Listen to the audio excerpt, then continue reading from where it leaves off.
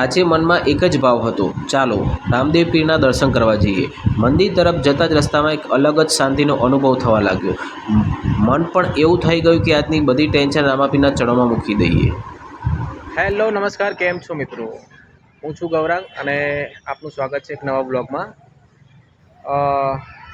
આપને ખબર તો પડી ગઈ હશે કે હું અત્યારે આવ્યો છું રામદેવ પીરના મંદિરે, જે હંસપુરા ગામ છે ત્યાં આ મંદિર આવેલું છે। તો આપ સૌ આના દર્શન કરો અને થોડીક માહિતી આપણે લઈશું। તો ચલો।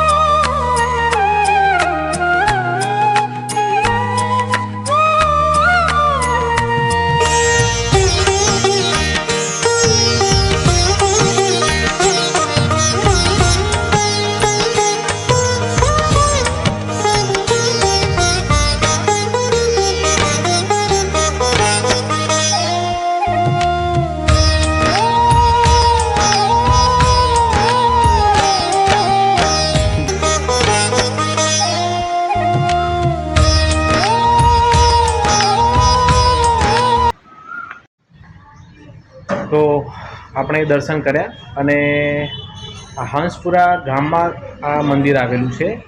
બાજુમાં તળાવ પણ છે જે નયનરમ્ય છે, આપણને જોવું ગમે, બેસવું ગમે, કારણ કે હજી પણ ગામડાનું વાતાવરણ અલૌકિક હોય છે, જ્યાં સીમમાં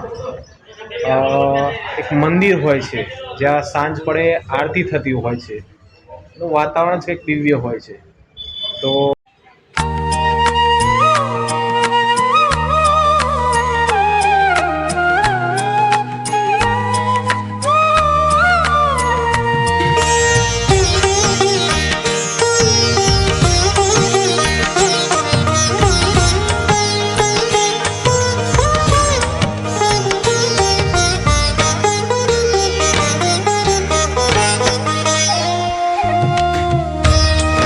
આપ જોઈ રહ્યા છો મારી પાછળ તળાવ છે, જે હંસપુરા ગામનું તળાવ છે, જે જોઈને આપણને આનંદ આવે અને થોડીક વાર આપણને એમ થાય કે બસ બેસી રહીએ, જોઈ રહીએ।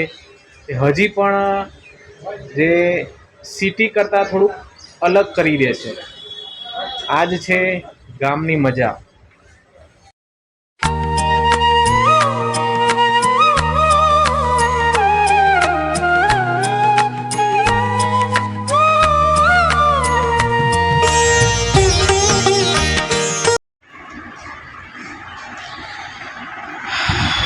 આપ જોઈ શકો છો કે મંદિર પરિસરમાં અને મંદિરની આજુબાજુ પણ જે પરિક્રમા કરવી હોય તો એના માટે બહુ સરસ જગ્યા, સ્પેસ મૂકેલું છે, જે મંદિરને વધુ સુંદર બનાવે છે।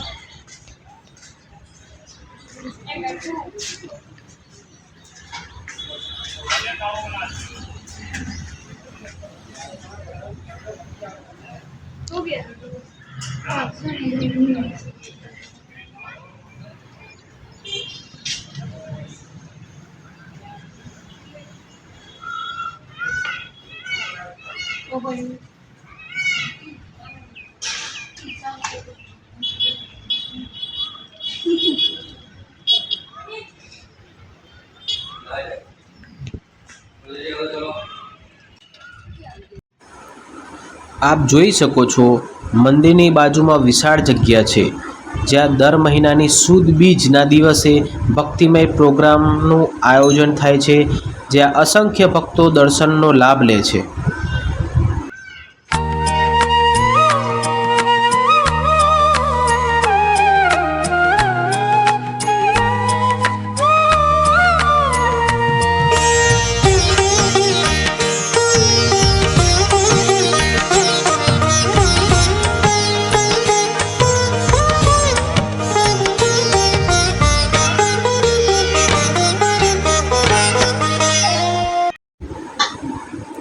બાજુમાં શિવજીનું મંદિર છે, જ્યાં ભક્તો શિવલિંગની પૂજા કરે છે.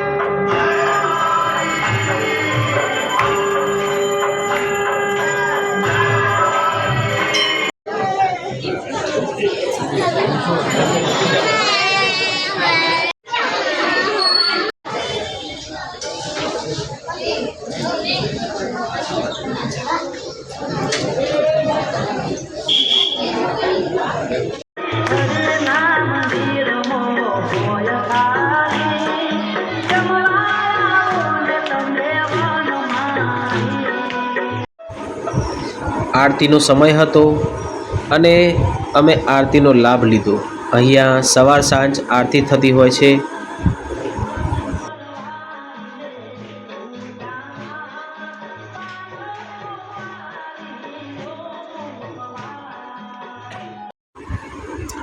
આજે રામદેવ પીરના દર્શન કરીને ખરેખર મન ખૂબ પ્રસન્ન થઈ ગયું.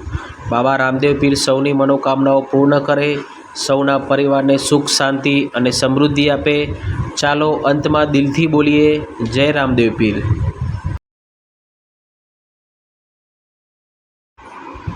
જો તમને આ બ્લોગ ગમ્યો હોય તો લાઈક, શેર અને સબસ્ક્રાઈબ કરવાનું ભૂલતા નહીં. અને રામા પીરના ભક્ત હોવ તો કમેન્ટમાં લખજો, જય રામદેવ પીર.